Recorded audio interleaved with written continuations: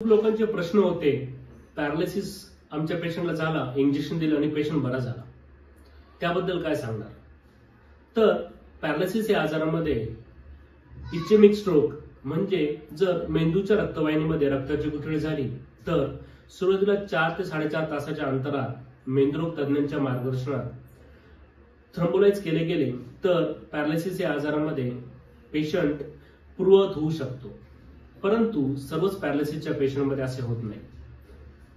Paralysis या आजारामध्ये injection कोणते दिले पाहिजे, काय दिले पाहिजे याचा सर्वस्वी विचार व त्याचं वय व त्याचा ब्लड प्रेशर लक्षात घेता मेंदूरोग तज्ञ ठरवत असतात की अशा रुग्णाला आपण काय करावे. परंतु प्रत्येक पेशंटला इंजेक्शन दिल्यावर फायदाच होईल असे नसते. त्यानंतर सुरुवातीच्या 6 दिवसांमध्ये देखील रक्तपातळीचे इंजेक्शन दिले जातात. त्यानंतर 6 आठवडे पॅरालिसिस या आजारामध्ये नंतरचे 6 आठवडे हे खूप महत्त्वाचे असतात. त्यामध्ये फिजिओथेरपी, ॲक्युपंक्चर, आयुर्वेद पंचकर्म इत्यादीच्या साहाय्याने पॅरालिसिस हा आजार बऱ्यापैकी चांगला बरा होऊ शकतो व रुग्ण हा पूर्ववत चालू शकतो.